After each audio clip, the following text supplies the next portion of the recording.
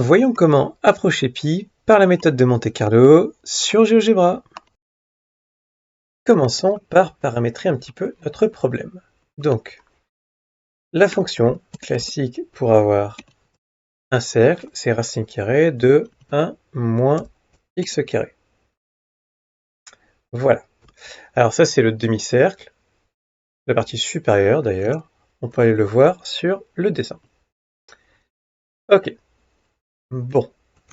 Maintenant, ce qu'on va faire, c'est qu'on va dessiner un petit peu, on va faire le coloriage. Alors, pour colorier le dessin, c'est l'intégrale. Fonction, variable, machin. Donc, ma fonction, c'est f. La valeur minimale de x, c'est moins 1. La valeur maximale, c'est 1. Voilà. Allons voir sur le dessin, ça me fait un joli coloriage. Il me calcule la surface qui est ici à 1,57.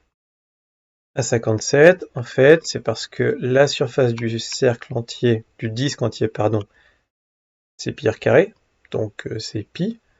Donc ici, on n'a que pi sur 2. Ok. Donc si je double ce calcul, ça va me faire 3,14. Ce qui paraît logique. 1,57 fois 2, ça fait 3,14. Bon. Alors, on y va pour la méthode de Monte-Carlo. Comment ça fonctionne? Ce que je vais faire, c'est que je vais passer sur le tableur. Alors, pour placer un point au hasard sur l'axe des abscisses, je vais me servir de la commande random. Ça me génère un nombre au hasard entre 0 et 1. Le problème, c'est que moi, je veux qu'il soit entre moins 1 et 1. Pas de souci. Entre 0 et 1, si je multiplie par 2, ça fait entre 0 et 2. Et si je soustrais 1, ça fait entre moins 1 et 1. Alors, pour le point, pour la colonne B, ce sont les ordonnées. Celle-là, on peut avoir un point entre 0 et 1. Pas de souci. Alors, reste à savoir si le point que l'on définit avec l'abscisse en colonne A et l'ordonnée en colonne B est sur la surface. C'est pas bien compliqué. Si B1, c'est-à-dire l'ordonnée du point, est plus haute que l'évaluation de la fonction f au point d'abscisse A1, ça veut dire que je suis au-dessus de la surface, donc je ne suis pas dans la surface. Je vais marquer 0 point. Et sinon, le point, il est dans la surface, donc je marque un point. Non, c'est pas une bonne idée, marquer un point. Parce que ma surface du quart de cercle, ça va être pi sur 4. Donc si je veux voir apparaître pi en moyenne de la colonne, il faut que je mette 4 points d'un coup. Parce que pi sur 4 fois 4, ça fait pi. Voilà. Ce qui est bien avec GeoGebra, c'est qu'on peut afficher le point qu'on obtient. Donc si je veux l'afficher, je prends abscisse A1, ordonnée B1, et normalement, je vois ça.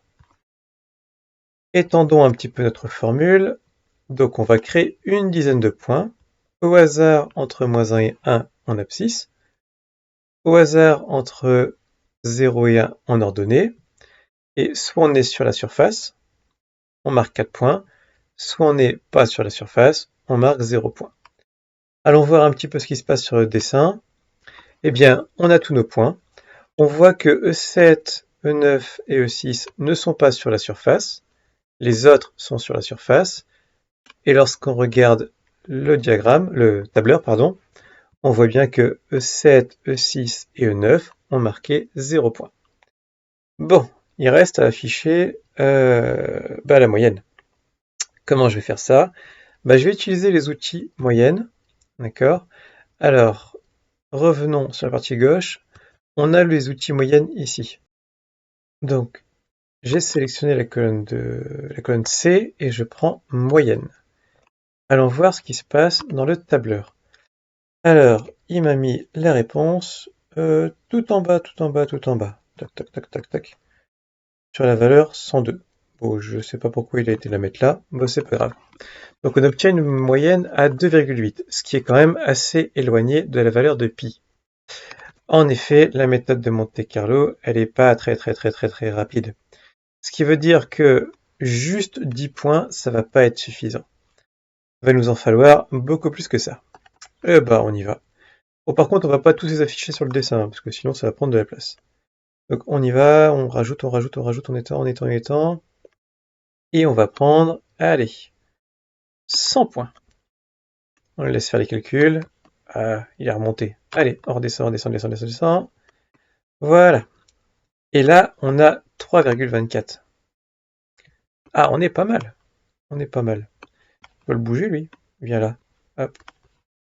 Ah, bon. Hop, on le vire. 3,24, c'est pas mal, mais c'est pas encore assez. Donc, on continue. On va prendre 200 points. Parce qu'on a déjà le 3, mais on n'a même pas la première décimale. Donc, allez, on y va. On continue. Allez, 150, 160. On va aller à 200 points et on va espérer avoir enfin la première décimale. Hop, on s'arrête là. On lui laisse faire les calculs. On redescend. Alors, je sélectionne ma colonne C. Je repasse à gauche. Option, moyenne. Je repasse à droite et il me l'a mis encore plus bas que d'habitude. Ah, il est là. Tac, tac, tac. 316. Ah, on est pas mal, hein. Donc, avec 200 points, on obtient la première décimale. Bon, on n'est pas loin dans la deuxième décimale. Faudrait peut-être 200 points de plus pour avoir la deuxième décimale. On voit que vraiment, c'est pas rapide. La méthode de Monte-Carlo n'est pas une bonne méthode pour calculer décimales de pi. Mais elle a un tas d'applications. Et puis, bah, c'est sympa. Moi, j'aime bien. C'est de la proba.